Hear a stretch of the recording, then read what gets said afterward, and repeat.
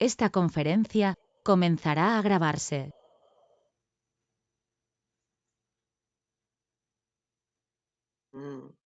Bienvenidas, compañeras, a esta sesión especial dentro del curso de violencia sexual, herramientas para el abordaje teórico y práctico, que tiene dos partes o dos bloques dedicados a la violencia sexual desde el aspecto jurídico, que ya lo hemos visto con María Daza, que es jurista, y luego hoy vamos a realizarlo desde el punto de vista de la psicología. Bueno, yo soy Laura Pedernera, la coordinadora del curso, y hoy nos acompaña Soledad Muruaga, que tengo su currículum aquí, que vas a ver, que es muy interesante, no solo cuantitativamente, sino sobre todo cualitativamente en cuanto a la parte que vamos a abordar hoy dentro de este cursillo nuestro, de esta formación nuestra. Soledad, gracias por estar aquí. Es psicóloga y además es activista feminista por la salud integral de las mujeres, especialmente la salud sexual y reproductiva, que es lo que nos ocupa a nosotras en esta formación. Pero además también por la salud mental y la igualdad de derechos entre mujeres y hombres, o sea que ha sido una activista por el feminismo. Es presidenta y cofundadora de la Asociación Mujeres para la Salud desde 1987, también cofundadora y directora del Espacio de Salud Entre Nosotras. Y otra vez, cofundadora y directora de la revista llamada La Boletina. Ustedes van a encontrar en el bloque perteneciente a esta parte del abordaje de la violencia sexual desde el punto de vista de la psicología, aparte del currículum de Soledad para que lo tengan, van a encontrar un enlace a la página de AMS, donde pueden ir ahí bicheando un poquito dentro de la página y encontrarán, además de otras cosas, pues, materiales interesantes. Soledad ha sido distinguida con premios, como el Premio Nacional María Espinosa en el 83, otorgado por el Instituto de la Mujer en ese momento, y el Ministerio de Cultura por su trabajo de investigación, la prevención de la depresión postparto, un enfoque experimental. También premio a la participación por la igualdad del año 2008 del Consejo de Mujeres del municipio de Madrid. Es directora de la Escuela de Espacio de Salud Entre Nosotras, ESEN, y profesora de posgrado en malestares de género y de la especialización en la psicoterapia de equidad feminista. Equidad feminista. También es profesora del curso online de posgrado Violencia de Género y Salud de las Mujeres y del máster Mecanismos de Prevención del Acoso Sexual y Acoso por Razón de Sexo de la Universidad Jaume I. Además, como militante, pertenece a varias instituciones, como por ejemplo es vicepresidenta de la Junta Directiva de la Coordinadora Española del Lobby Europeo de Mujeres, vocal del Consejo Nacional de Participación de Mujeres de España, vocal de la Junta Directiva del Consejo de las Mujeres del Municipio de Madrid, consejera de la institución Corporia, Género, Salud y Construcción del Bienestar en México, y en México Distrito Federal también consejera del Centro de Salud Mental y Género en dicha ciudad. Ha sido elegida como experta del Comité Institucional y Técnico del Observatorio de Salud de las Mujeres para elaborar el documento, dos puntos, porque ahora viene el título, la Estrategia Nacional de Salud Sexual y Reproductiva, así como también para la elaboración del informe Estrategia de Salud y Género para el Sistema Nacional de Salud de España, autora de numerosos artículos, ponencias e investigaciones, en las cuales destacamos hoy para nuestra formación Salud Mental y Depresión de Género en las Mujeres, efectos de la violencia machista en la salud de las mujeres, salud sexual, derechos sexuales y reproductivos, y que es súper interesante para nosotras, es consecuencias en la salud de las mujeres del incesto y de los abusos sexuales en la infancia, que sabéis que es un tema que desde nuestra plataforma estamos estudiando la posibilidad de hacer un curso específicamente sobre la violencia sexual sobre menores. Muchísimas gracias, Soledad. Un placer contar contigo y les mando un abrazo muy grande a las alumnas porque contactamos siempre por el foro de esta manera, bueno, impersonal, también tiene su encanto, ¿no? Porque nos permite hacer el curso al ritmo, pero qué bueno que hoy estoy encantada de poder hablarles en directo a las compañeras, al alumnado de este curso. Las dejo con Soledad. Recuerden que si quieren hacer preguntas después de la ponencia habrá un tiempo para que las hagan a viva voz. Y si no se atreven a hacerlo a viva voz o prefieren, para no olvidarse, escribirlas en el chat. Yo, hoy que estoy de escuchante, pues tomaré nota de esas preguntas para luego hacerlas a la ponente. Un abrazo a todas compañeras del curso. Gracias, Soledad. Te doy paso. Bueno, pues muchísimas gracias por la bonita presentación que has hecho y lo que os doy es las gracias a vosotras por haber confiado en que invitarme a hacer esta conferencia. Entonces, pues lo he preparado de tal manera que tenemos hora y cuarto así de explicar estos temas que ahora os voy a decir en este índice que he preparado. Y luego, pues para tener un debate, explicaciones de lo que creáis que es más interesante, todas las alumnas. Así que lo que vamos a hablar en estos momentos que empezamos es de la violencia sexual y sus formas.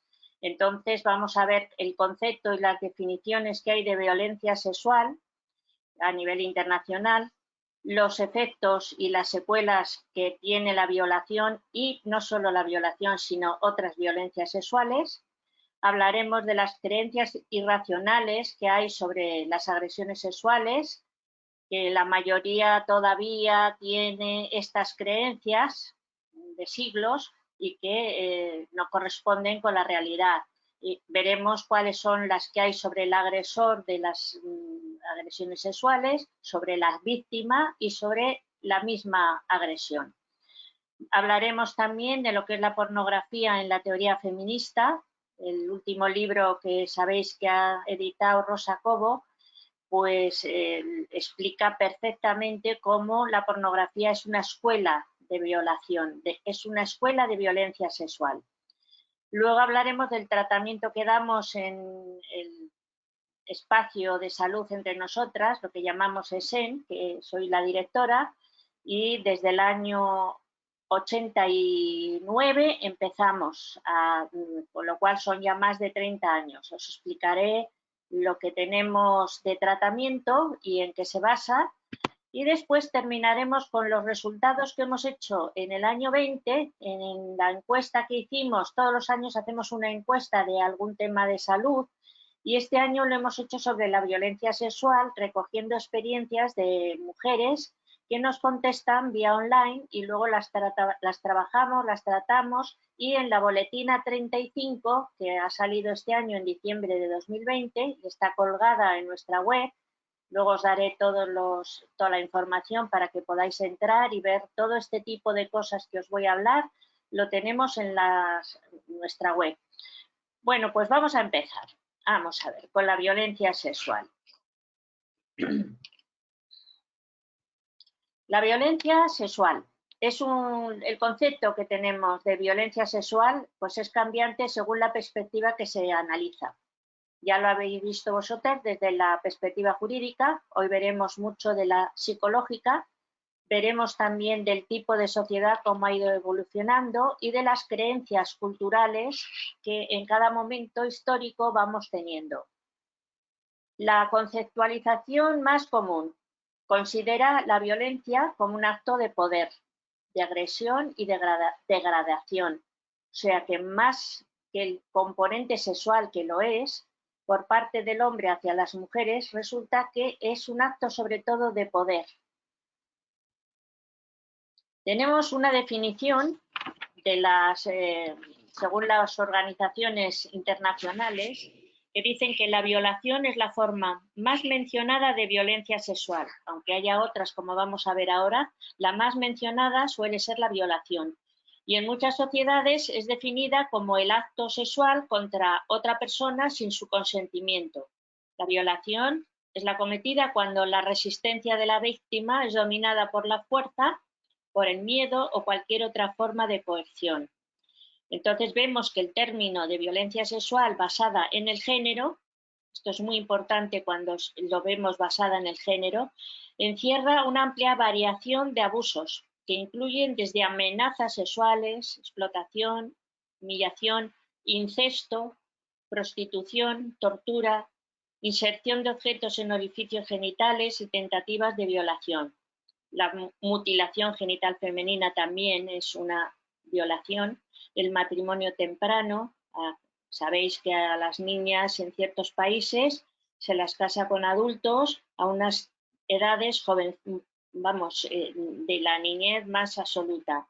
Estas son formas también de violencia sexual contra las mujeres que no se pueden justificar sobre la base de la tradición o de la cultura o del conformismo social, porque hay gente que son muy modernos y dicen que como son culturales que no tenemos que meternos en algo que lo aceptan en sus poblaciones.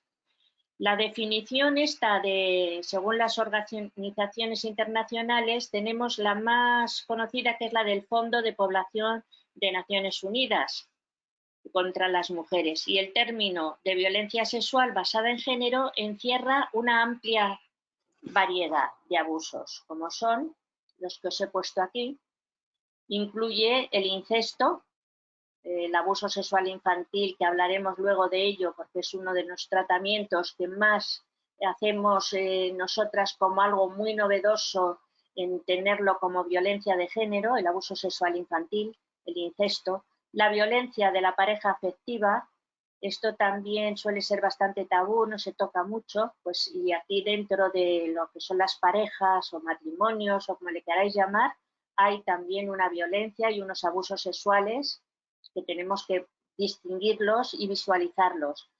El acoso sexual, que también se está ahora poco a poco hablando de ello. Yo doy aquí un máster de acoso sexual en la Universidad Jaume I y realmente produce unos efectos psicológicos destructivos para la persona. La prostitución, esto también es sangrante. Lo que tenemos un artículo que en la boletina podéis encontrar, uno que hice en la boletina número 24. Luego os lo pongo también para que lo podáis también ver, todo lo que en la salud de las mujeres prostituidas influye esta barbaridad de considerarlo que es un trabajo sexual. Ahí explico por qué no puede considerarse un trabajo sexual algo que produce en la salud tales consecuencias y tales aspectos tan negativos para la vida y la salud de las mujeres prostituidas.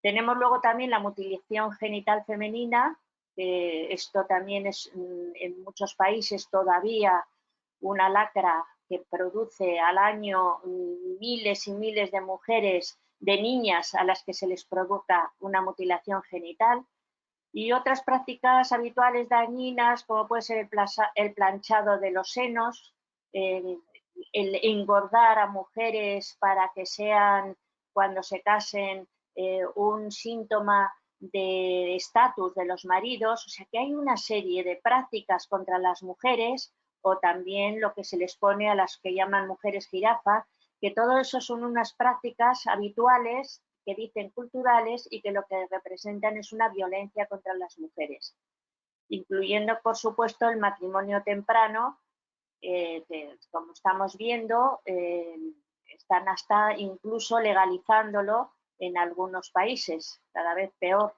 lo están haciendo esto en lugar de proteger a las criaturas.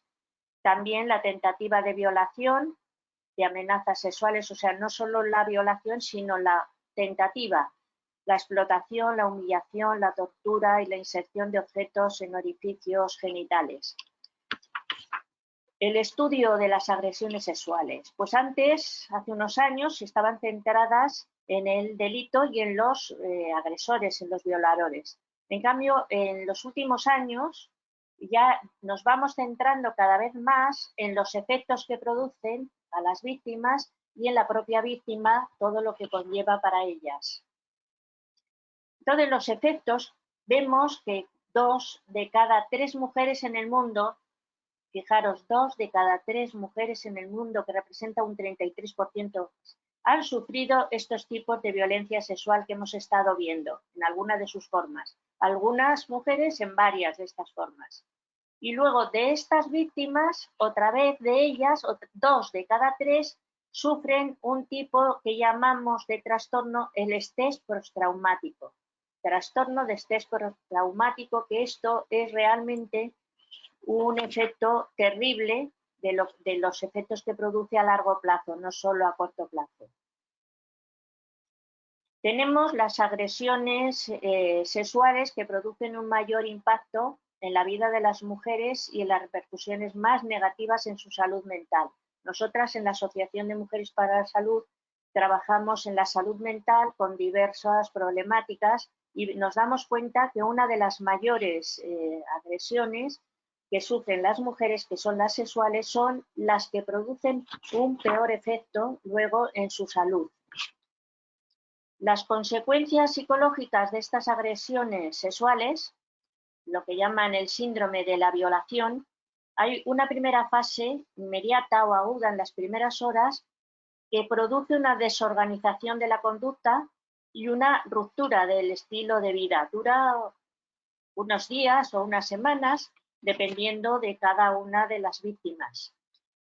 Las secuelas que producen son las siguientes. En los trastornos psicológicos tenemos las alteraciones del sueño y del apetito, o por que no duermen, no pueden, o no comen nada o comen excesivo. O sea, todo es de una manera de excesos.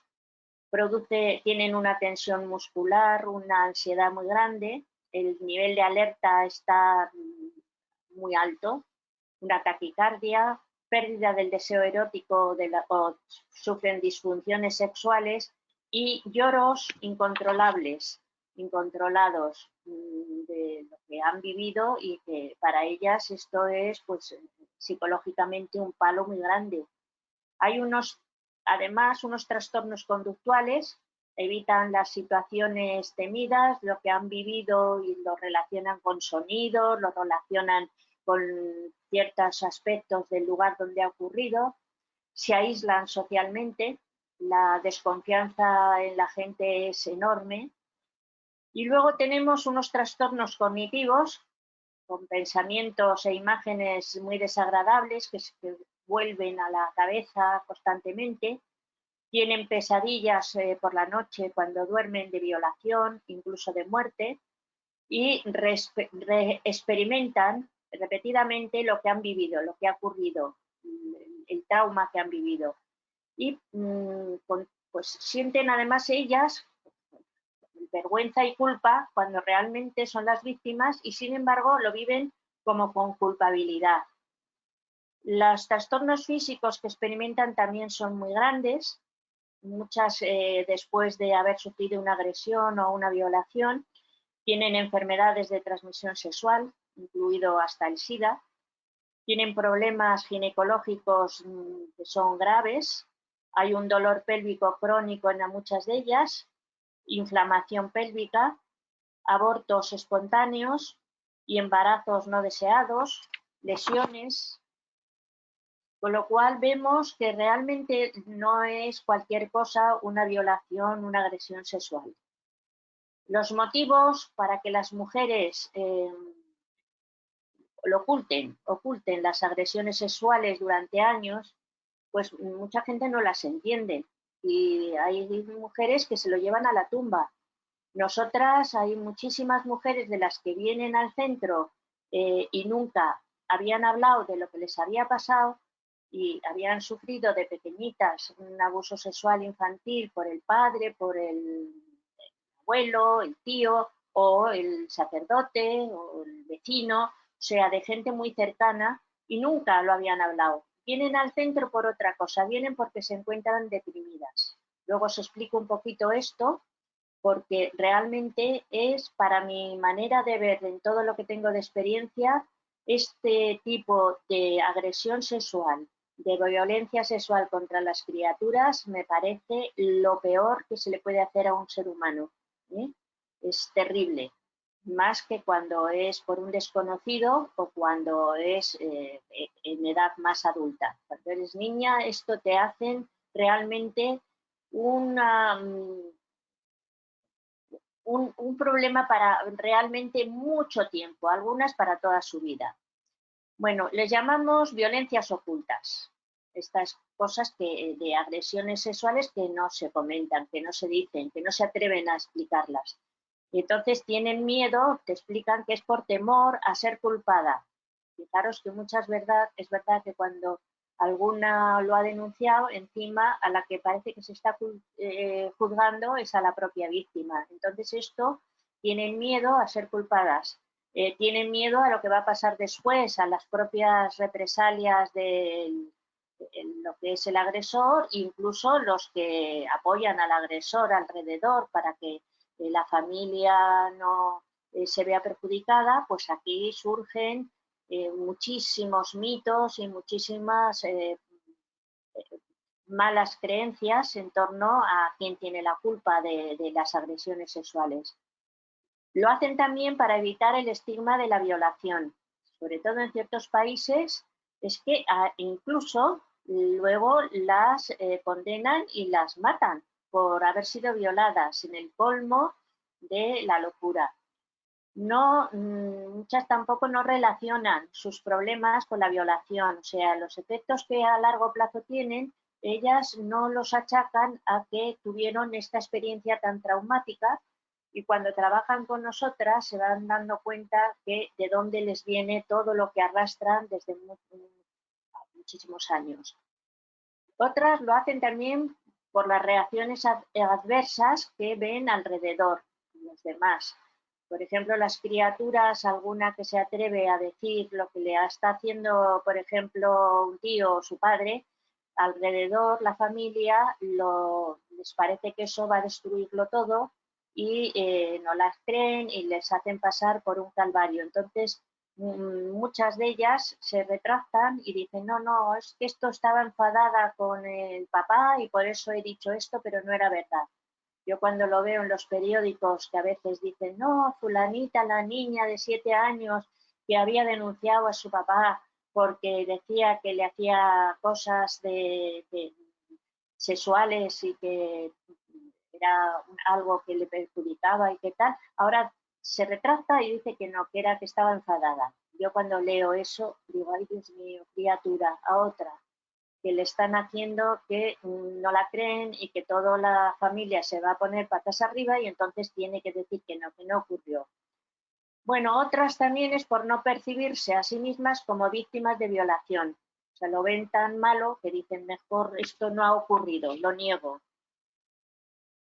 Lo peor que vemos en los efectos psicológicos y conductuales de las personas que son víctimas de agresiones es el estrés postraumático. El trastorno de estrés postraumático resulta que nos hemos dado cuenta, esto se estudió con los prisioneros de guerra que llevaban mucho tiempo en la guerra y volvían y tenían unos efectos de este tipo que ahora vemos que son los mismos que sufren las víctimas que han tenido una violación, una agresión sexual. Entonces, la violación vemos que cumplen los criterios de diagnóstico del DSM-4 último para el trastorno de estrés postraumático de 1994.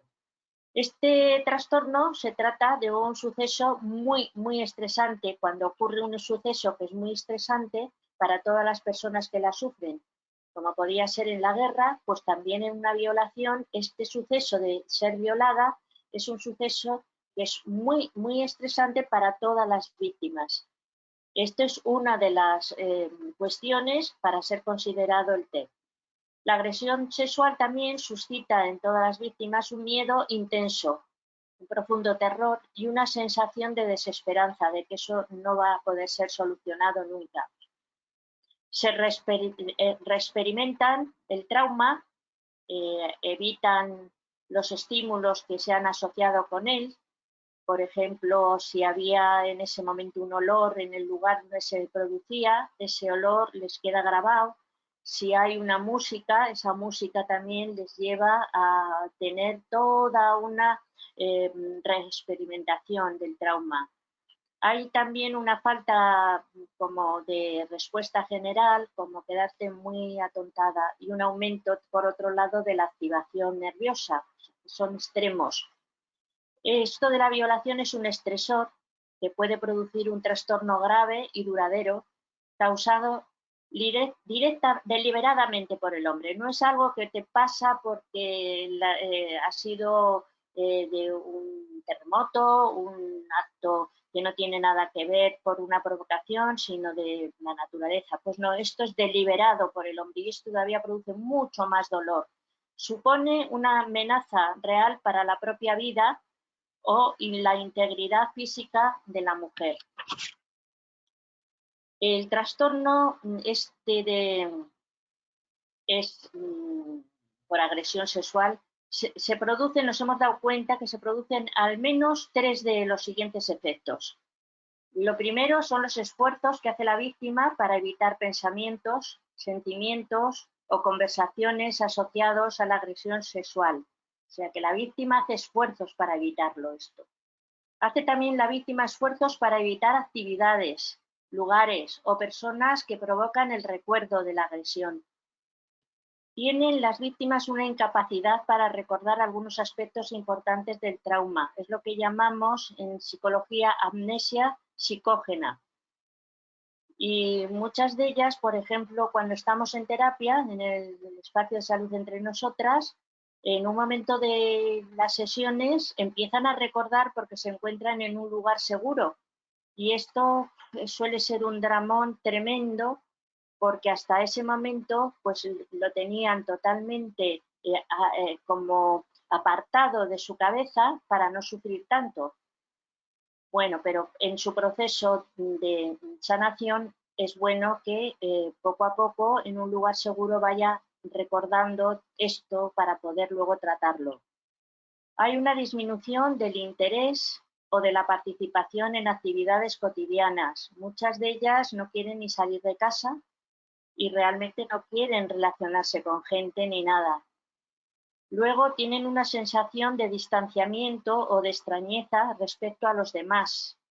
Lo generalizan al resto de las personas, no se pueden fiar. La confianza les queda muy tocada. Tienen una limitación también para la capacidad afectiva. Esto muchas veces se quedan como adormiladas en lo afectivo. Y tienen una sensación de falta de futuro. Se da, por lo tanto, una restricción en su vida social. Los efectos del trastorno de estrés traumático por agresión sexual se producen unos síntomas que son persistentes, que no existían antes del trauma, con al menos 2 de los siguientes fenómenos. Tienen una dificultad para conciliar o mantener el sueño, irritabilidad o explosiones de ira. Hay momentos en los que no se pueden contener y esto saltan a la mínima y muchas veces con la persona menos adecuada, la que menos culpa tiene, pero es que no pueden ya más de todo lo que tienen por dentro. Tienen dificultad para la concentración, están siempre en hipervigilancia, a ver por dónde les viene el problema, y tienen una respuesta de alarma muy exagerada. Bueno, os voy a hablar también de las creencias que hay irracionales sobre las agresiones sexuales, que todavía en la sociedad están presentes en muchísima gente. Primero, respecto al agresor, al violador, al agresor sexual. Pues los agresores sexuales se creen que son locos o reprimidos sexuales, nada más lejos de la realidad. Ni son locos ni reprimidos sexuales, lo que son es abusadores. Y esto, pues para mucha gente creen que es que no están bien de la cabeza, cuando pueden ser personas que son muy respetadas en su sociedad, que pueden además incluso tener cargos de mucho prestigio. Nosotras tenemos algunas que han sido de jueces, tenemos hasta de algún parlamentario, de gente de mucho, incluso también de psiquiatras, que han sido los que han abusado y que son expertos en todo esto. O sea, que hay de todo aquí. Creen también, otra idea equivocada, es que un hombre está excitado sexualmente, que cuando que se pone excitado no puede controlarse. Que eso es imposible porque por su naturaleza el hombre no puede controlarse. Esto también es otro mito que tenemos pruebas de que no tiene por qué ser que no pueda controlarse un hombre, igual que una mujer nos controlamos. Lo que creen es que la mayoría son hombres adultos, pero no es real. Hay también jóvenes, hay también incluso menores de edad. Creen que la mayoría son desconocidos para las víctimas, otro mito, porque el mayor peligro está en la casa y los conocidos, incluso los familiares. Luego creen que la mayoría ha sufrido en su infancia malos tratos o violencia sexual y por eso la reproducen. Esto no es cierto. Hay unos que sí, que han pasado por su infancia, pero otros no tienen por qué haber sufrido malos tratos o violencia sexual. Y luego también creen Disculpa, Soledad, disculpa que quizá no has pasado la diapositiva siguiente. No, es que esta no la he puesto, pero les voy a decir dónde la tengo. Ah, perfecto, gracias. En la boletín de todo les voy a decir todo lo que he hablado, lo tengo escrito y lo podéis encontrar en nuestra página web. Es que es un poco largo, si no se me hacía muy largo. No, disculpa, la tenemos colgada en la página web tuya del curso. Gracias, discúlpame, gracias. No, les digo dónde encuentran cada cosa. Muy bien. Creen que se puede reconocer por su aspecto o por su conducta, y tampoco es verdad. Esto pueden tener un aspecto maravilloso y su conducta parece que en la sociedad les dicen, no, si parecía un padre estupendo, igual que los maltratadores, y sin embargo, pues no, luego en la vida íntima pues tienen unos comportamientos que son muy distintos a los que muestran en sociedad. Y luego las creencias respecto a la víctima. Creen que la mujer ofrece una resistencia inicial, pero que luego ya se le pasa, que es pasiva durante la agresión, incluso pues les puede parecer bien. También creen, las creencias totalmente infundadas, que las mujeres utilizan falsas denuncias para vengarse de los hombres. Sabéis que las denuncias son falsas, no llegan al 1%, 0,0 y pico por ciento. Creen que las mujeres son las provocadoras, que son las que provocan la agresión, que por eso los pobres hombres pues no tienen más remedio que dejarse arrastrar por esta provocación de las mujeres. También piensan que una mujer que se dedica a la prostitución no puede ser violada, porque si ejerce la prostitución, pues eso no tiene por qué considerarse violación si alguien la viola, porque no es violación, es algo más sexo, nada más. Creen que la sufren las mujeres solo de bajo nivel cultural o económico, o sea que una violación, una agresión sexual no la sufren otras mujeres que son de otro estatus. Esto lo sufren todas, igual que el maltrato puede cualquier mujer sufrirlo. Creen que tienen una fuerte resistencia de que cuando la víctima se resiste mucho impide la violación. Si alguien realmente no quiere ser violada, no es violada. Y creen que la víctima de una agresión sexual nunca podrá recuperarse. Esto tampoco es cierto, es difícil, pero hay unos métodos o hay una psicología, hay unas profesionales preparadas para poder ayudar en el proceso de sanación. Con lo cual, sí hay esperanza. Yo les digo a las víctimas que están en nuestro tratamiento que eso nunca va a olvidarse realmente, o sea, es como una herida que queda de una manera que si lo has trabajado y has podido superar un montón de dificultades y de traumas, te va a quedar como si fuera una marquita, no una cicatriz.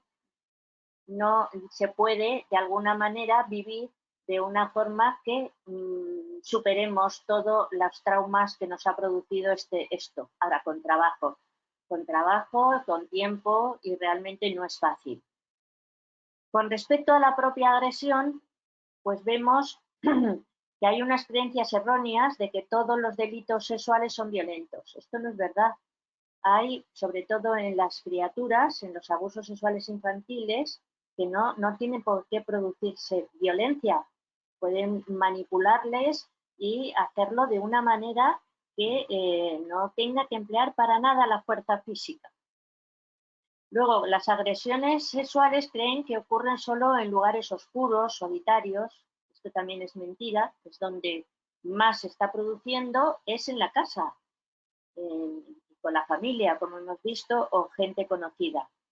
Creen que solamente tienen lugar las agresiones en lugares en ambientes marginales y que se les va a notar por el aspecto. Esto también, otro mito que está en todas las clases sociales y en todos los ambientes. Creen que existe un aumento ahora como consecuencia de la revolución sexual que hubo en los años 60 y que a partir de entonces ha habido un aumento. Mentira.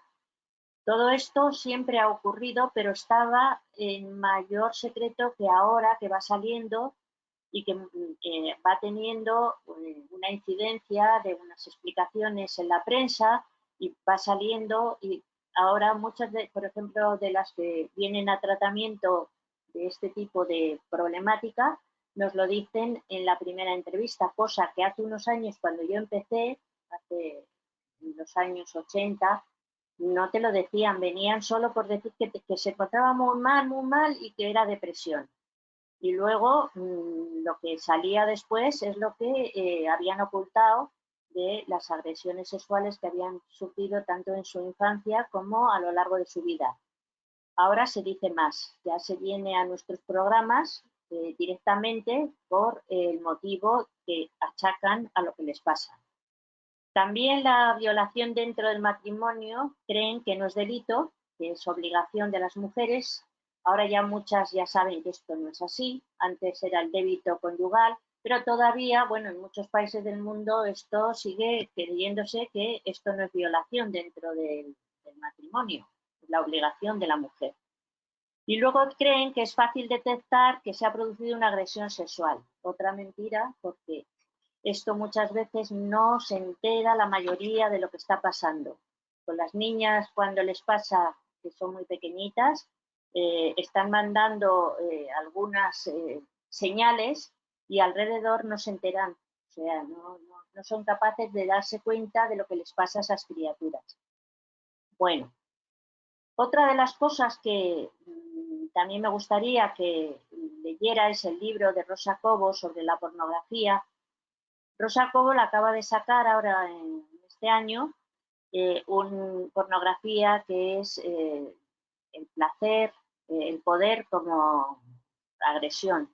Y entonces la pornografía, según Rosa Cobo, en la teoría feminista, dice que su estudio en esta teoría feminista interesa por varios motivos. Primero de todos, porque promueve un modelo de feminidad totalmente erróneo que normativiza en sus relatos. Sobrecarga de sexualidad a la mujer y la transforma a las mujeres en objetos, primero, para hacerlas luego mercancías después. Es un negocio que mueve, como sabéis, miles de millones. Y este modelo es de feminidad el que se aborda en la pornografía. En segundo lugar, tenemos que la soberanía masculina que se promueve en la pornografía es predominante frente a los deseos de las mujeres. Los deseos de las mujeres no importan en la pornografía. A ellos se les asignan prácticas sexuales violentas. La pornografía cada vez la sexualidad que muestran es más violenta. Y a ellas es solamente el papel de receptoras, complacientes de esa violencia masculina. Luego, por tercer motivo, dice que es interesante en estudio en la teoría feminista porque el porno crea imaginarios en la población como una reclamación masculina de acceso a los cuerpos de las mujeres para tener así ellos más libertad y menos restricciones. Así pueden ser más aceptable que puedan abusar de niñas, de hijas, de hijastras, de sobrinas, de primas, de hermanas. Todo esto se ve en la pornografía y poco a poco en el imaginario colectivo, todos los que ven porno van aceptando cada vez como más normal este tipo de conductas tan aberrantes. Luego, en cuarto lugar, dice Rosa Cobo que es una celebración de la violencia sexual contra las mujeres y lo relaciona el placer con el poder, que se establece así una relación en la pornografía, y también el placer con la violencia. Entonces vemos cómo la pornografía es una escuela de violencia sexual. Aquí aprenden y cada vez más jovencitas las criaturas, los niños ya siendo adolescentes, incluso en edades mucho más jóvenes, aprenden de la pornografía lo que creen que es la sexualidad. Y la pornografía transmite a los varones que el no de una mujer no significa no. Y que por tanto la realización de prácticas sexuales con una mujer que no lo desea no tiene importancia, es solo sexo, aunque diga que no la mujer. La pornografía invisibiliza que estos casos son violencia sexual, la normaliza y erotiza como sexo. Y luego tenemos también lo contrario, cuando la pornografía transmite que el no de una mujer realmente está diciendo no, pero que eso es sexualmente muy excitante para el varón, el no respetarlo. Porque tenemos los dos casos. Cuando por un lado ven que el no de una mujer no lo dan como que es no y pueden entonces considerarlo como sexo y allá voy. Y luego cuando ven que sí, que el no de la una mujer es que significa que no, pero eso entonces es sexualmente muy excitante y así no tienen por qué respetarlo, tienen que seguir su instinto. Y la pornografía lo que vemos es que invisibiliza, normaliza y erotiza y hace apología de la violencia sexual contra las mujeres y las niñas.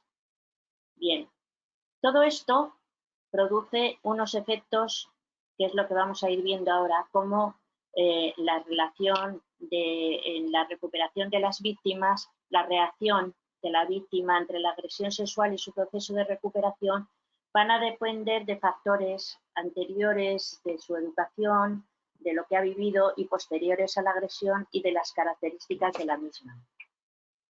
Todo esto nosotras lo vemos, el tratamiento que hacemos, en el espacio de salud entre nosotras. Tenemos con víctimas de incesto en su infancia, este es uno de los programas que iniciamos muy novedoso en nuestro centro, cuando en el año 90 se inició este programa de tratamiento de incesto en la infancia, no existían en nuestro país. O sea, éramos el primer centro que lo tratábamos como violencia de género y de una manera que no se había hecho nunca en nuestro país. Tenemos el tratamiento que vemos a largo plazo, del trastorno de estrés postraumático que se produce en las niñas, y luego tratamos cómo romper el silencio en las víctimas ocultas. Tenemos víctimas de violencia sexual de sus parejas afectivas o de sus maridos, y tratamos los efectos que está produciendo en ellas, que son forzadas a tener relaciones sexuales cuando no lo desean, y a tomar conciencia de que estos son violaciones ocultas. Los requisitos. Bueno, primero os voy a hablar, antes de las víctimas de abuso sexual, os voy a hablar un poco, voy a ver si cómo voy de tiempo para que me dé tiempo a todas. Vamos a ver. Bien. Os voy a hablar primero, antes de hablaros de las víctimas de abuso sexual infantil. Hay unos requisitos en la Asociación de Mujeres para la Salud para atender a las mujeres. Lo primero es que incorporamos la perspectiva de género feminista, visibilizamos las causas de los malestares y las desigualdades estructurales. Esto es muy importante en nuestra terapia. Tenemos que todas las profesionales están especializadas en género, son todas feministas y sobre todo se han cuestionado personalmente el haber sido socializadas por el patriarcado y tienen que hacer primero un proceso para entender luego a las mujeres en ellas, en su vida personal. Esto lo estamos haciendo en la escuela que tenemos ya desde hace 5 años, la escuela de posgrado, con todas nuestras alumnas que llevan un año trabajándolo con nosotras y vemos lo importante que es para que luego puedan atender bien a las mujeres con las que van a relacionarse en su vida profesional. No solo psicólogas, hay también trabajadoras sociales, hay médicas, hay incluso también abogadas de distintos ámbitos. Y todas ellas, cuando vayan a trabajar o estén trabajando con las mujeres o con niñas, van a tener que haberse cuestionado primero ellas mismas todos los mandatos de género. Les enseñamos cómo el trabajo grupal para desmontar esos mandatos de género que a todas nos están marcando y que a todas nos impide desarrollar la independencia y la autonomía, nos impide además también defendernos adecuadamente de las violencias machistas. Todo esto es mucho mejor, mucho más eficaz el trabajarlo en grupo y es lo que aprenden también en nuestro máster. Luego vemos que la superación de los malestares y las secuelas a través del empoderamiento personal lleva al empoderamiento colectivo de las mujeres. No nos podemos quedar solo individualmente, sino colectivo. De todo esto, hemos hecho un libro de la que soy coautora, lo editamos en 2013 y hemos vuelto a hacer ahora una segunda edición en 2019, lo tenéis también en nuestra web, se llama La psicoterapia de equidad feminista, la salud mental de las mujeres. Bueno, pues esta teoría de la psicoterapia de equidad feminista que presentamos de todo nuestro trabajo de más de 30 años se basa en estudiar el impacto de unos factores que atraviesan nuestras vidas como mujeres. La primera es la socialización patriarcal impuesta a las mujeres. Nos mandan ser para los demás, para los cuidados, para la subordinación y la sumisión, que todo ello nos predispone a sufrir violencia. Todo esto lo estudiamos, lo vemos en nuestra teoría y con nuestras alumnas. Una vez que esto ya lo hemos visto, pasamos a ver qué efectos produce la violencia estructural de género que sufrimos todas. Y cuando nos salimos de los mandatos de género que nos imponen, corremos el riesgo de sufrir violencia. Fijaros que cuando las mujeres anuncian a sus compañeros, a sus parejas, que quieren separarse, ahí es cuando corremos el mayor riesgo de sufrir violencia. Así aprendemos a tener miedo del espacio público y genera mucha dependencia en nosotras por los miedos que acumulamos en esta violencia estructural. Vemos la influencia que tiene el resto de los factores psicosociales diferenciales que sufrimos las mujeres y las desigualdades de género que se nos impone desde distintos ámbitos de toda nuestra vida. Y bueno, voy a pasar ya a las víctimas de abuso sexual infantil. Tenemos que los abusos en la infancia, lo que llamamos también incesto, puede haber algunos incestos cuando son las familias, pero luego es similar cuando son conocidos. Bueno, pues tenemos que hay una fuerte presión sobre la niña para no contar lo ocurrido, porque lo que no quieren es causar una desestructuración familiar. Les lanzan amenazas, chantajes de todo tipo. Ocurre durante un periodo de tiempo prolongado. Hay algunas que empiezan desde que son, pero muy pequeñas. Algunas yo he tenido de algunas de mis usuarias de 3 añitos, o sea, tremendo. Y va en un tiempo prolongado, o sea, ocurre varios años. tiene un impacto psicológico especialmente negativo, que es superior al de un agresor no familiar y al de las víctimas adultas de violación, sobre todo si es el padre. Cuando el padre es el que ejerce este incesto, para la criatura, como es una figura que debería de representar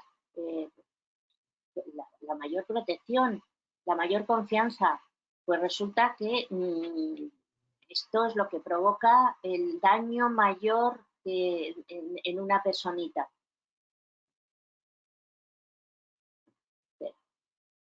Los abusos estos sexuales en la infancia. En nuestra metodología de la PEF, de la psicoterapia de equidad feminista, los abusos sexuales infantiles los estamos enmarcando dentro de una violencia de género sobre las niñas, más que sobre los niños, porque se ejerce 3 veces más en las niñas que en los niños.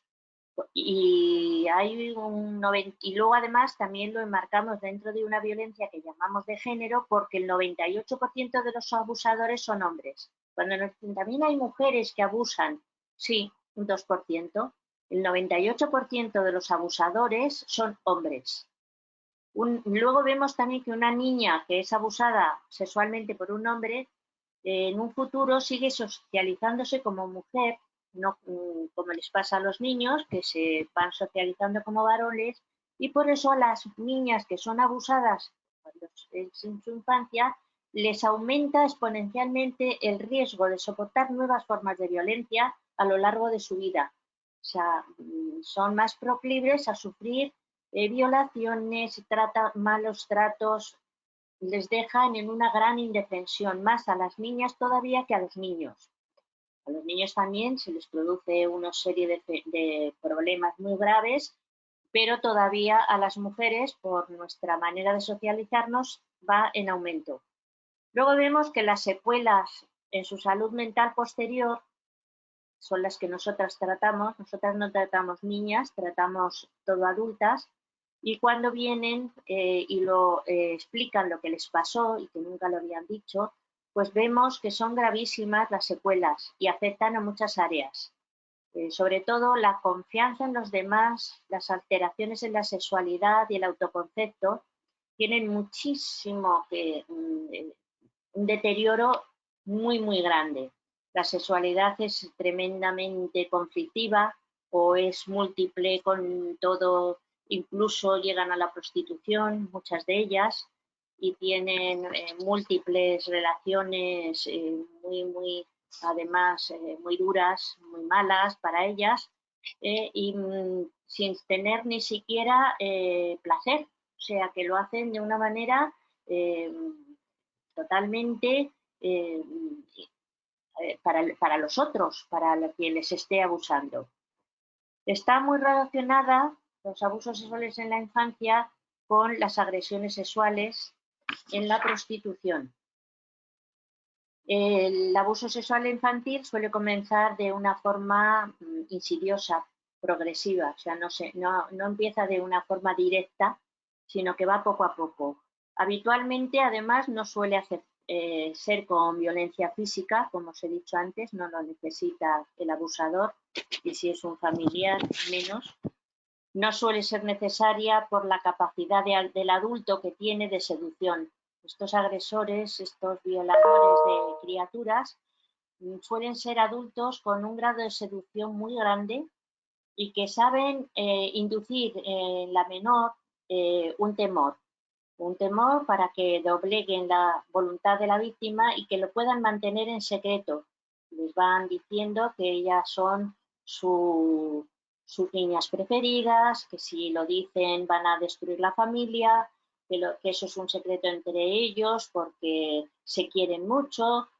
Poco a poco, como son mentes todavía infantiles y no tienen realmente ninguna madurez para entender todas estas manipulaciones, pues las dejan totalmente inermes frente a estos depredadores sexuales. Se dan formas de coacción tales como la persuasión, el miedo, las inducen mucho miedo, les hacen ver la autoridad que tiene el agresor, que no las van a creer a ellas, que realmente él es el que va a decir que es mentira, que es una mentirosa. Les hacen guardar el secreto o la situación de indefensión que vive el niño o la niña, que no lo cuenten a nadie, y se generan fuertes sentimientos de culpa en la niña, que agravan las formas de coacción empleadas. Nosotras en la terapia también vemos que algunas, a pesar de que estamos en el tratamiento, en sesiones que vamos viendo que no son culpables, que ellas son las víctimas, hay algunas que dicen, sí, pero yo sí, yo fui culpable, yo. Y claro, tienen que escuchar a otras compañeras, por eso es tan bueno en grupo, que les dicen cómo ella era una niña, ella no tenía la culpa de nada, y tiene más efecto que todavía que si se lo vamos exponiendo las profesionales. Esto unas a otras se ayudan muchísimo para darse cuenta que no son sucias, que no, ellas no son mentirosas, que ellas no son culpables, y se forma entre el grupo un apoyo mutuo, que realmente esto es muy sanador.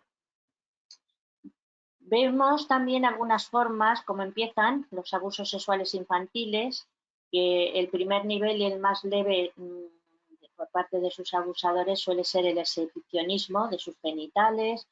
Luego ya pasan a un segundo nivel, que consiste en una serie de conductas vejatorias, de tocar, de sobar, de besar a la niña o al niño, de masturbación, o utilizarle para masturbarle al adulto.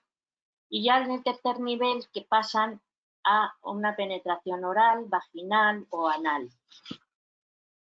Todo esto es un impacto tan negativo, una presión sobre la niña para ocultar lo ocurrido, porque puede causar una desestructuración familiar, con amenazas lo logran, y mediante chantaje emocional. Vemos que ocurre durante un periodo muy prolongado. El estresor es repetido y la amenaza está continua. Y el impacto psicológico especialmente es negativo, superior a un agresor no familiar, como hemos dicho antes. Bueno, tenemos unas creencias erróneas sobre los abusos sexuales infantiles, que me parece también bien decíroslo. Los abusos sexuales creen que son poco frecuentes en niñas y niños, cuando realmente un 23% aproximadamente de las niñas lo están sufriendo. Fijaros, un 23% es mucho, y un 15% de niños. Esto no se está diciendo. A mí me recuerda como cuando los malos tratos se tenían debajo de la alfombra, los que estaban en la casa, en las familias, pues todo lo de los abusos sexuales infantiles todavía están muy ocultos, aunque ya se empieza a hablar de ellos. Antes no se hablaba nada, ahora ya. Y las cifras en los estudios nos están dando estos porcentajes tan altos. Hay unas creencias también erróneas, que se creen que ahora se producen con más frecuencia. No es verdad, siempre se ha producido. Y se creen que solo lo sufren las niñas, tampoco es cierto, es doble niñas que niños, pero también, como hemos visto, un 15% de niños están sufriéndolo, aproximadamente, por las cifras que nos dan. Creen que los abusadores estos tienen graves patologías. No es cierto, lo que son es realmente psicópatas, pero no graves patologías que sean genéticas ni biológicas. Los abusadores creen que son siempre desconocidos, igual que hablábamos antes de las violaciones. Pues no, son fundamentalmente de abusadores infantiles, son los familiares y conocidos y figuras de autoridad. Los abusos tampoco se dan, solamente creen que se dan en clases sociales muy bajas y determinadas de una población muy marginal. No es verdad, se dan en todas las clases sociales, y que siempre van acompañadas de violencia física, cuando solamente se estudia que el 10% de los abusos en la infancia han usado la violencia física. El resto, el 90%, no necesitan utilizarla. Y luego también creen que si les esté ocurriendo a una niña o un niño de nuestro entorno, nos enteraríamos, nos diéramos cuenta, cuando realmente no es así.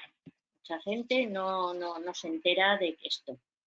Las víctimas tienen un trastorno de estrés postraumático de tipo crónico. Muchas de las que han venido a nuestro centro lo arrastran y no saben que venía de esta infancia. Tienen una depresión, vienen por eso, por depresión. Tienen una inadaptación social y una desconfianza en la gente tremenda.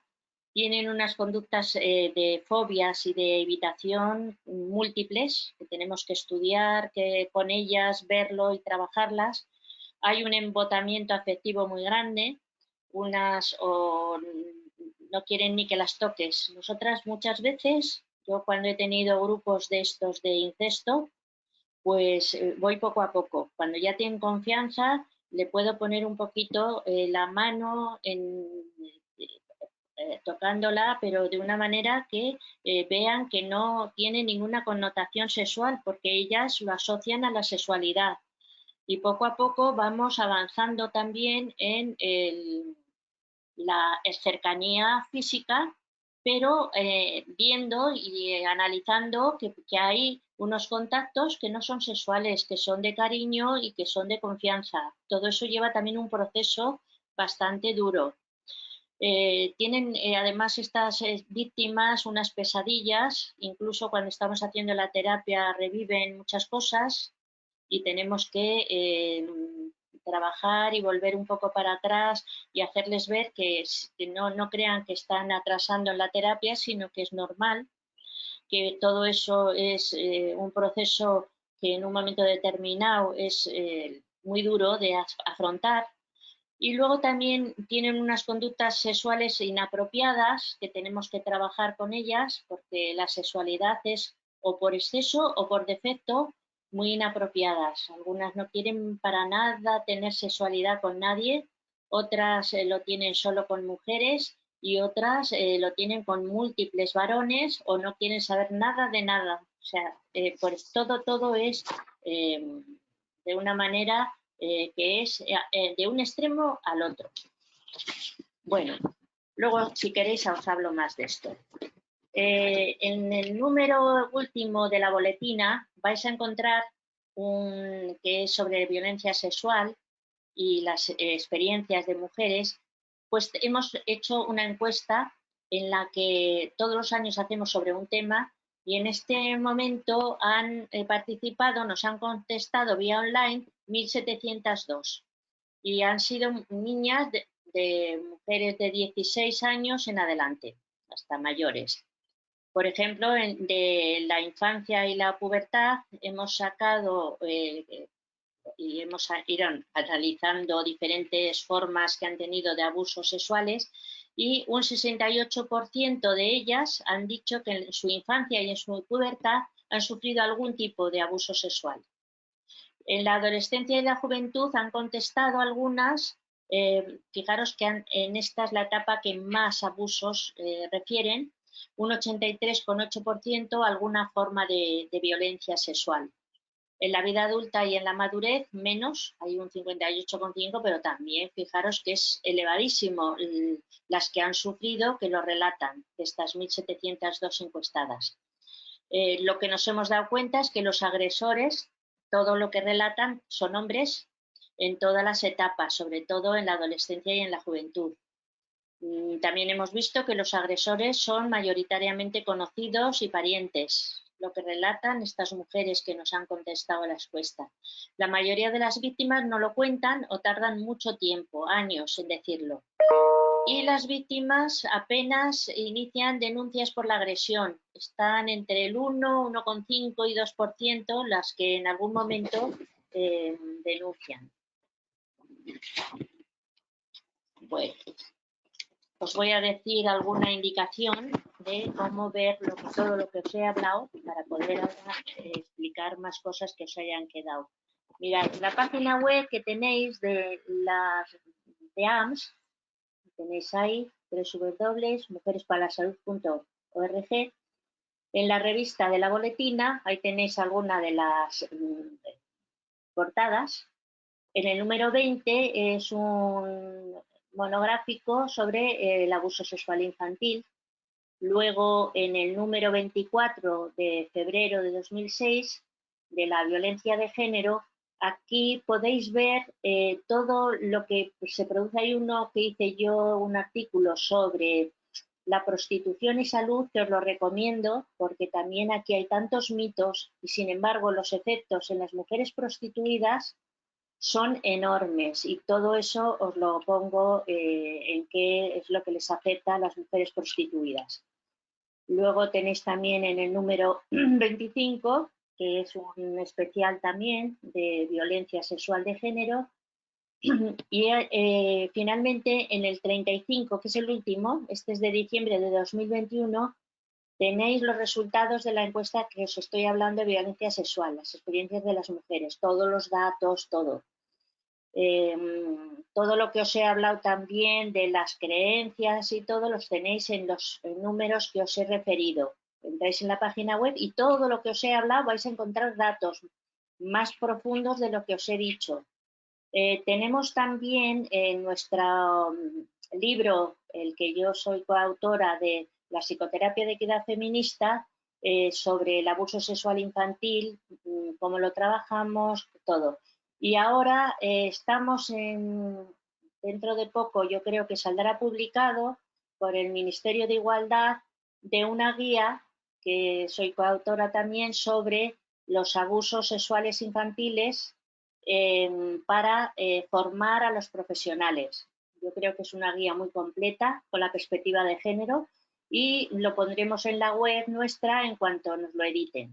Yo creo que va a salir, pues no sé si un par de meses o así, pero lo pondremos, o sea que ya os informaremos a la asociación para que os lo digan. Bueno, pues yo creo que con esto ya tenemos para que las preguntas que hagáis y lo que queráis que hablemos más profundamente, pues podamos iniciar. Muchas gracias.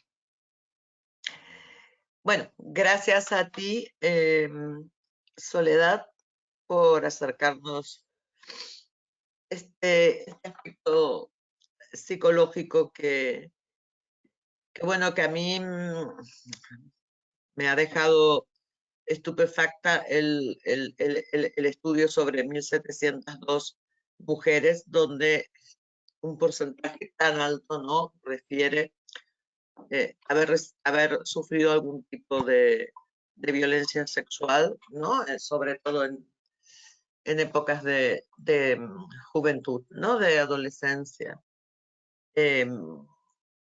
Entonces, pues voy a dejar que las alumnas, el alumnado, las compañeras, se atrevan a hacer alguna pregunta, y si no se atreve ninguna, pues ya te haré yo, pero preferiría que aprovechen las alumnas esta sesión contigo para comentarte, preguntarte, opinar acerca de todo lo que nos has contado, ¿no? Muchas formas de las violencias que nombraste las habíamos visto en el segundo bloque de nuestra formación, ¿no? En tipos de violencias sexuales instrumentales, y otras no las hemos visto, no las hemos tocado, como por ejemplo la prostitución, porque para eso tenemos cursos específicos dentro de la plataforma, que merecen, claro, desde nuestra postura abolicionista, pues Sí. un tratamiento específico, que ahora lamentablemente hemos tenido que sumar a la pornografía y a los alquileres de vientres, hemos tenido que sumarlo, ¿no?, a los cursos específicos sobre explotación sexual comercial. Entonces, pues, toda la parte del abuso sexual en la infancia, que es lo que no tocamos durante los bloques de esta formación, me gustaría que las compañeras que están, pues, aprovecharan para preguntarte lo que deseen, que se den ellas mismas los micrófonos y se atrevan a preguntarte, que estamos en familia. Eso, yo todo lo que Petit pueda. comité. Muy bien, me parece. En petit comité, que se atrevan, que estamos en una forma de hablar muy, muy coloquial. Pregunta una compañera si en el estudio que que habéis hecho sobre las 1.700 mujeres. ¿Hay alguna relación entre mujeres migrantes que hayan sufrido violencia sexual en su país de origen, o si no han tenido en cuenta la variable nacionalidad o estatus migratorio? Ya, pues mira, eso es una de las cosas que nos ha quedado por hacer, porque no hemos tenido en cuenta más que las que han querido participar en la encuesta. Y realmente pues no hemos tenido ese dato, no lo tenemos. Podéis ver que se ha dado una explicación el por qué en las páginas que tenemos de aquí. He visto que no han querido meterse en eso porque teníamos dificultades para poder explicarlo. No teníamos suficiente conocimiento para poder explicarlo. Porque dice la chica que pregunta, dice que ella está haciendo una investigación sobre eso ahora. Ah, estupendo. Es que tenemos que, claro, ir poco a poco cada una, ir viendo diferentes aspectos de investigaciones. O sea que fenomenal cuando lo tenga para que Pues podamos... dale, Miriam, atrévete a darte el sonido y nos lo cuentas. Eso. Si te apetece, no te voy a obligar, ¿eh? Buenas tardes. Hola, buenas Hola. tardes. Buenas tardes. Bueno, yo estuve estudiando el máster de género en la Complutense, de estudios de género, en la especialidad de investigación feminista. Y pues hace mucho... Con Ana de ¿Perdón? Miguel. Con Ana de Miguel.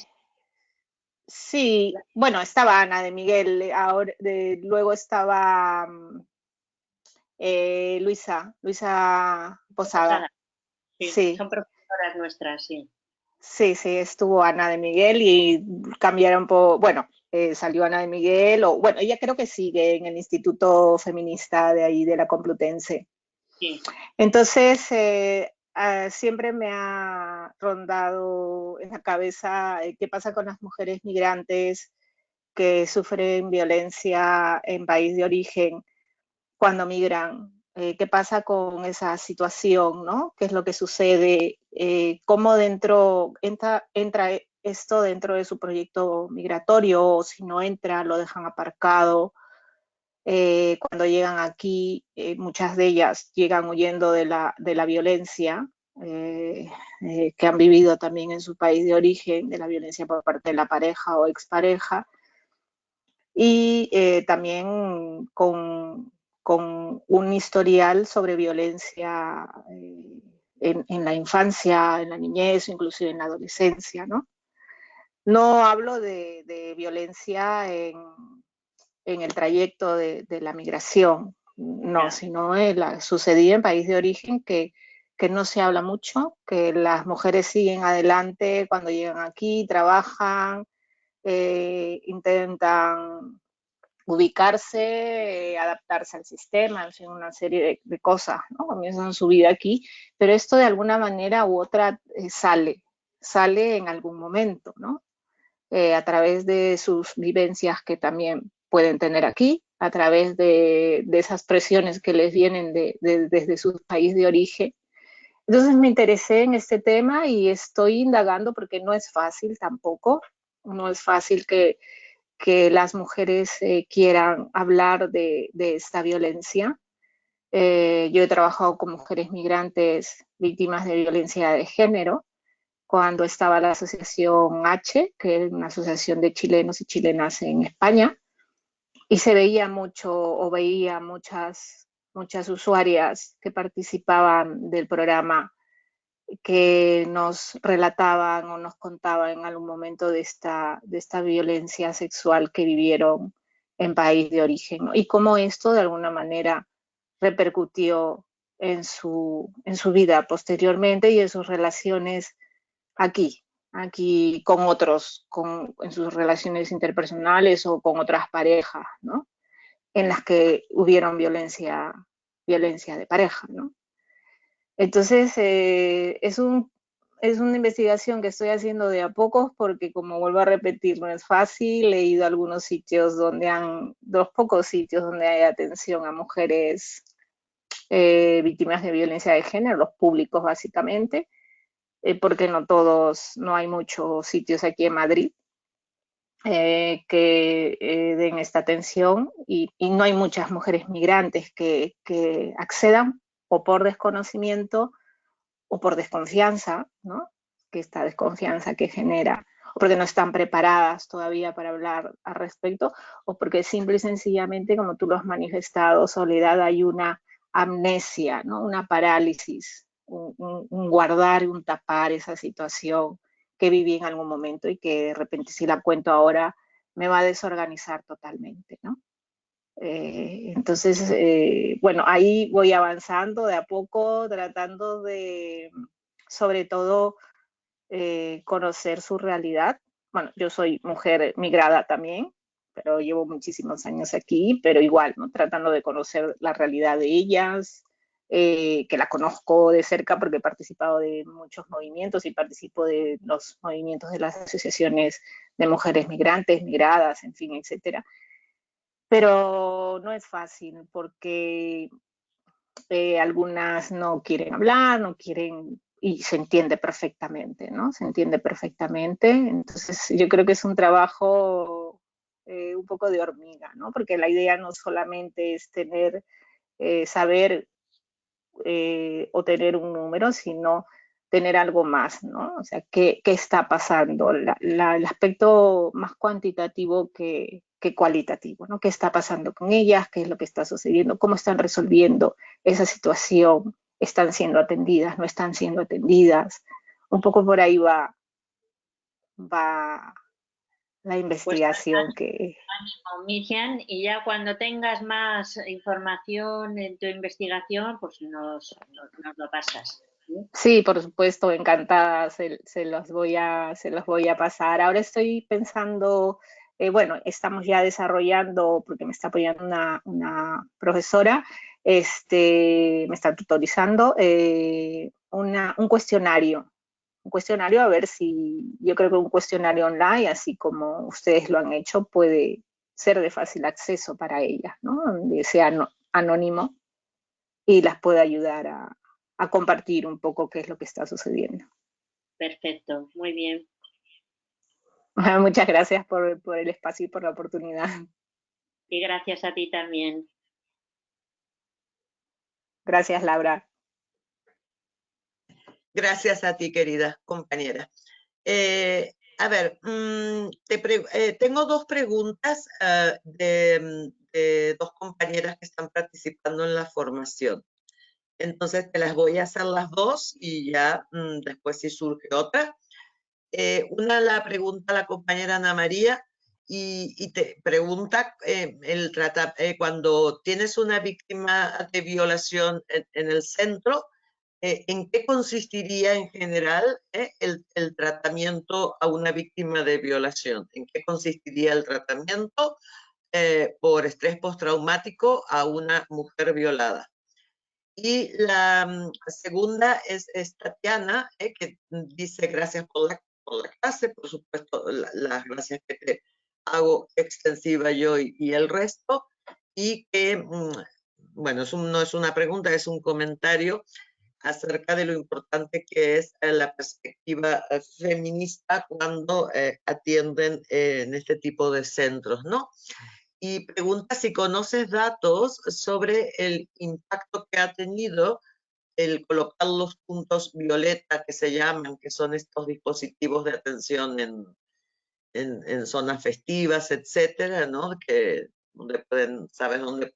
El resto de las compañeras, que son unos puntos de información, asesoramiento, donde pueden acudir las mujeres y en un espacio callejero, festivo, de ocio, lo que sea, se pueden encontrar en una situación de necesitar apoyo o información. O sea, la pregunta sería, ¿conoces datos sobre el impacto de los puntos violeta y dispositivos de atención?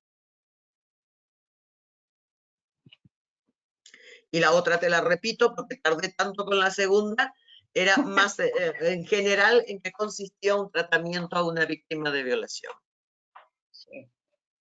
Bueno, nosotras tenemos 7 programas fundamentales de grupo, que no incluye el de violadas. Nosotras, a las que son violadas, una vez de que les hemos hecho una primera contención de que no lo habían comentado a nadie, nos lo comentan a nosotras, luego, si quieren tener un tratamiento de grupo, están en la Asociación de Mujeres Violadas específicas.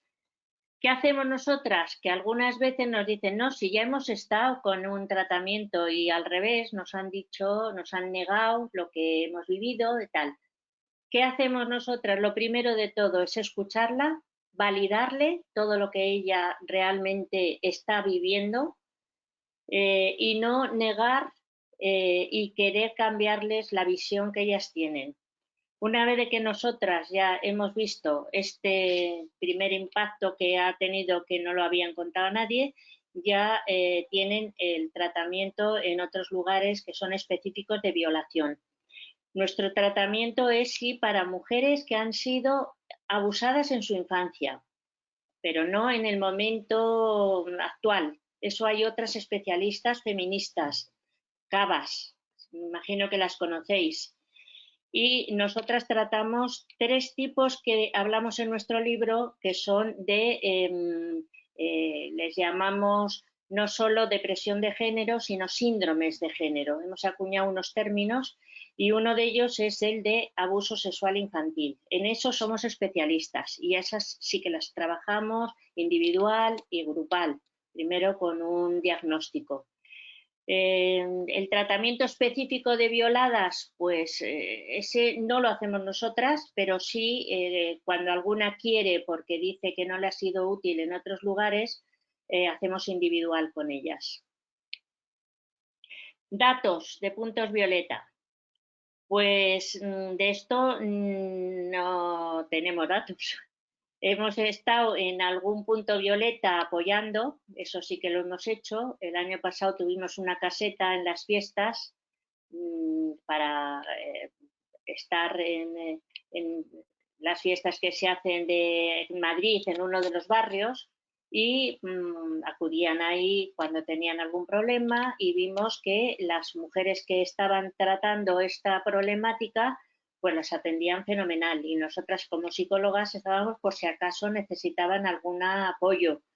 Pero datos, pues no. Conozco a la gente que llevan este tipo de puntos violeta, pero me imagino que serán ellas también las que hagan los estudios, porque la verdad es que nos superan ya tantos problemas por todos los espacios y entonces tenemos que cada una ocuparnos de unas cosas. Así que en esto pues no tengo datos, no puedo ayudar.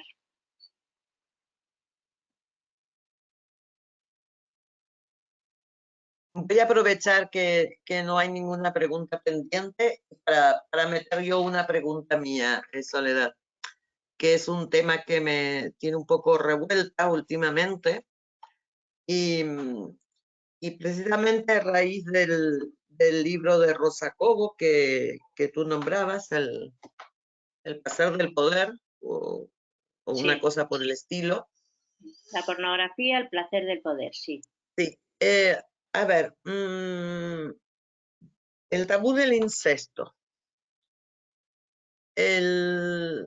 la erotización de tener sexo con menores, la ruptura del tabú del incesto, por lo menos la ruptura desde los foros de consumidores de porno, ¿no? Que ha sido siempre una cosa que, como tú bien dices, siempre se ha hecho, pero de la que nunca se ha hablado, ¿no? Pues todas recordamos que antes de los últimos 15 años, pues muchas veces se hacían bromas, chistes, etcétera, la televisión, inclusive con respecto a la violencia dentro de la pareja, ¿no? Sin embargo, el tema del incesto siempre ha sido más ocultado, más tabú, desde el punto de vista de la estigmatización del que perpetra, ¿no? Del victimario. Sin embargo, Rosa Cobo ha comentado que la pornografía en esta modalidad siglo XXI que tiene de temática, digamos, ¿no? Que tú te metes en una página porno y ya no buscas al actor o a la actriz, sino buscas la temática. Pues surge la temática incesto o desvirgando a mi hija o cosas así, ¿no? O mi primera vez con mi padre. Y que en los chats a los consumidores pues ya se atreven, ¿no? A decir cosas. Entonces, pues quería preguntarte cuál es, si tú crees que el porno 2.0, si el porno al que tiene acceso todo el mundo y de forma totalmente anónima, ya no tienes que ir al videoclub como antes, ¿no? ¿Crees que puede crear un aumento en la realización de las fantasías incestuosas o en la erotización de tener sexo con niños y niñas? Bueno, yo lo que creo es que no es una cosa inocua. La pornografía te muestra una serie de conductas que bajo mi punto de vista no tiene nada que ver con una sexualidad sana. Es una violencia lo que te están mostrando en el porno y cada vez más violento y cada vez más opuesto a lo que debe de ser una sexualidad consentida entre personas que se respetan y que se valoran y que cuidan sus cuerpos y sus mentes al tener esas relaciones, que eso es lo que debería de ser en las escuelas, en todos los sitios de enseñanza de una sexualidad que realmente sea igualitaria y que sea respetuosa con nuestros cuerpos y nuestras mentes. Yo cuando he ido a dar formación a adolescentes, pues les veo que es que están de pena. Ellos han visto porno y todos ellos se van socializando en una idea de una violencia cada vez mayor. Además, creen que eso es lo que van a tener luego que practicar. O sea, no queda solamente que es como una película que se ve y ya está. No, no. Eso va quedando en la forma de pensamiento y a la hora de relacionarse con otras personas, resulta que creen que eso es lo que es sexualidad. Entonces, Claro.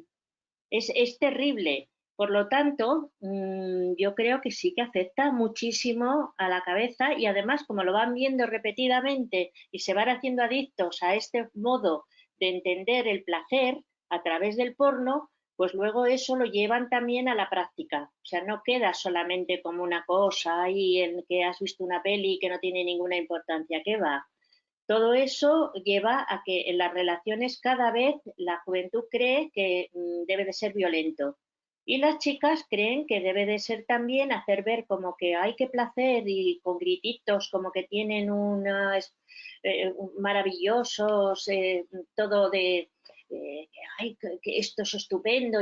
Mentira, hacen grititos y todo eso que es mentira y todo creen que tienen que pasar por ese tipo de conductas y de que tengan relaciones por todos los agujeros, ¿eh? Nos entendemos. Entonces sí, produce incestos mayor, produce toda una conducta que es lo menos de derechos humanos que podamos imaginar, ¿eh? Por eso la pornografía es un negocio y es realmente muy difícil de erradicar, pero tendríamos que hacer una educación afectivo-sexual en todo lo que sea los colegios, en todo, desde muy pequeños, para que vea la sexualidad de una manera sana, abierta, pero sin violencia. La violencia no puede existir en nada, y mucho menos en algo tan importante como son las relaciones sexuales. Y Soledad, sobre todo que ahora con la internet y todo esto y las páginas porno gratuitas, claro, las criaturas ven pornografía años antes de tener relaciones sexuales. O sea, van a tener relaciones sexuales con un bagaje ya simbólico de lo que han estado viendo, ¿no? Sí. Antes, ¿no? Anteriormente, en otras épocas, las personas para poder ir a comprar una revista porno o alquilar un vídeo en el Blockbuster, pues tenías que mostrar el carnet de identidad, yo qué sé, ¿no? Y se suponía que a lo mejor ya habías tenido relaciones antes de ver porno, pero ahora es al revés, ¿no? O sea, es ver mucha porno antes de tener el contacto, el primer contacto sexual. Y bueno, ya si quieres, y nadie pregunta más nada, pues te hago esta última pregunta y las dejo descansar a todas. Que quizá, no sé yo, quizá también podría considerarse víctimas de violencia sexual a las actrices porno. Por supuesto, las actrices porno y las mujeres prostituidas son las mayores víctimas que pueden estar sufriendo.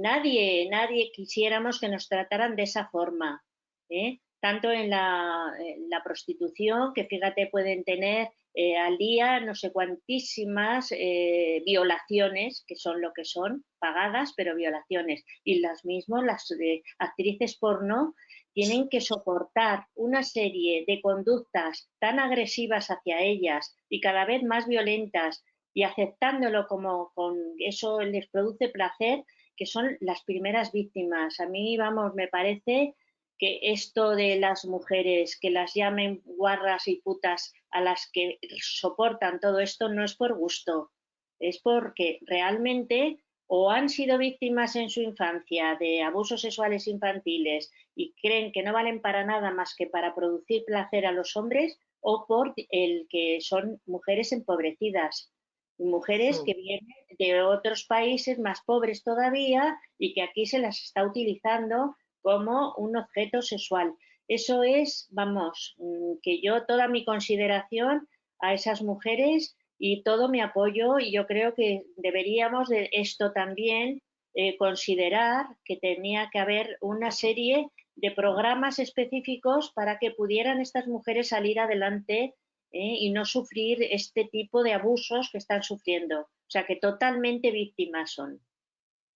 Porque aquí en la isla de Tenerife, donde yo vivo, hace un par de semanas salió a la luz una investigación que empezó antes del COVID, luego con todo el COVID se tuvo que suspender y luego ya, pues bueno, una investigación que es un poquito parecida a la que hizo Ballester en Baleares sobre el consumo de porno en jóvenes y adolescentes. Y entonces yo hice unas cosillas ahí en la investigación, entre ellas asistir a algún grupo de debate entre padres, madres, profesorado, ¿no? Sobre el consumo de porno en los chiquillos, las chiquillas. Y entonces, en los adultos que participaron en el debate, en los adultos, y me imagino que en los chiquillos, pues lo mismo, me hacen una gran diferencia. Fíjate tú la falacia, ¿no? Entre, o sea, la prostitución, claro, es violencia, no sé qué, pero la pornografía no, eso es actuar, ¿no? Bueno, vamos a ver, actuar relativamente, porque cuando tú actúas en una película y te pegan un tiro no te matan, pero cuando a ti te meten 3 puños anales y te los están metiendo, ¿no?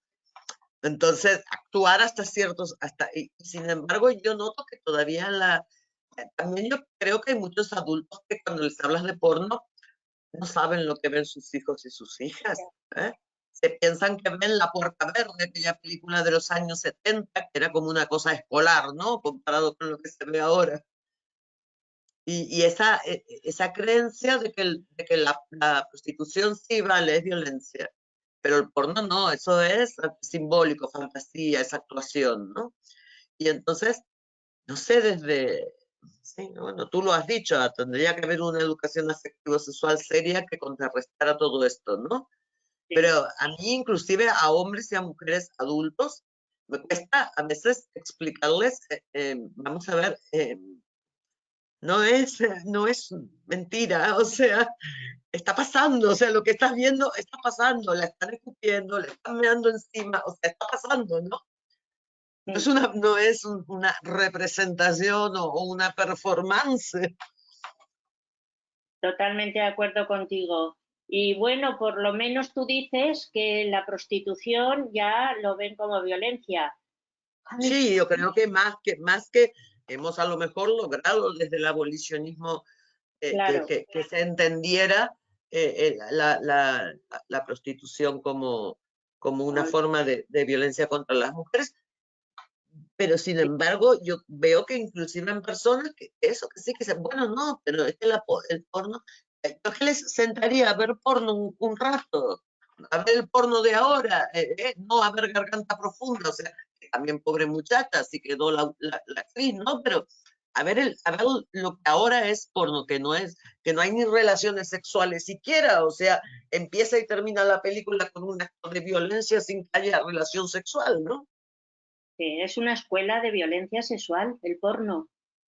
El porno, lo que pasa que todavía la gente que se dice progre y de izquierdas, pues es una vergüenza, porque esto, claro, es un negocio muy grande y han convencido a la sociedad de que eso pues es simplemente una cosa de ocio, como placer y que no tiene ninguna repercusión. Y es lo que estamos nosotras ahora diciendo aquí, que claro que tiene repercusiones para la propia actriz que está haciendo eso y luego para las cabezas de los varones y de las mujeres que luego creen que deben de aceptar eso para el placer masculino. O sea que es una escuela de violencia sexual y es para la salud mental de todas las personas, tanto también de varones que consumen pornografía y que luego son los que llevan a cabo las violaciones estas en manada y todo porque es lo que se les ha metido en la cabeza que eso es sexualidad.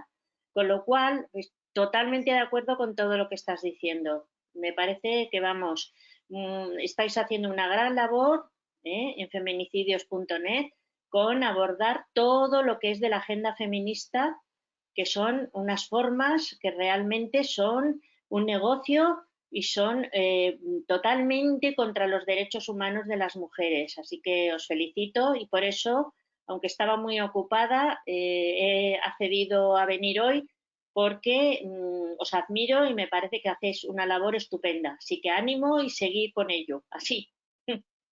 Y bueno, igualmente a la labor de ustedes y esperamos seguir colaborando en la medida de lo posible y mandarte pues un abrazo muy grande y darte las gracias. Pues lo mismo a vosotras, un gran abrazo y estamos en contacto. Y a todas las alumnas que han estado, que espero que les haya servido y que luego puedan entrar en la boletina y ver todo con mucho más detenimiento. Así que gracias por haberme invitado. Salud, salud a todas, gracias. Adiós.